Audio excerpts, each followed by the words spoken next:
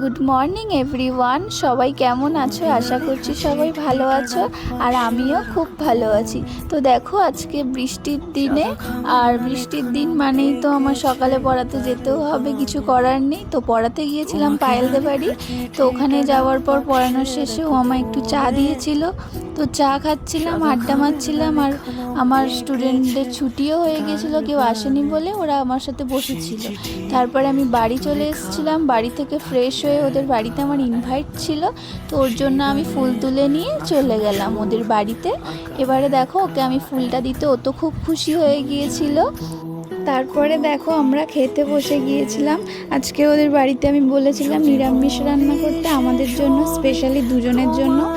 তো দেখো, আমাদের খাওয়া দাওয়া কমপ্লিট করে ওর একটা ড্রেস আমি একটু হাতে সেলাই করে দিচ্ছিলাম।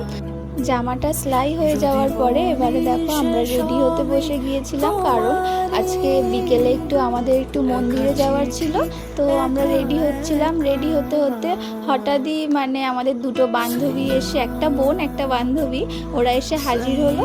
তো ওদেরকে নিয়ে আমরা রেডি হয়ে বিকেলবেলা বেরিয়ে পড়লাম। আর বেরোতে বেরোতে আমরা একসাথে থাকা মানেই তো একটু কি বলবো, হাসাহাসি মজা এসবের তো কোনো শেষ নেই।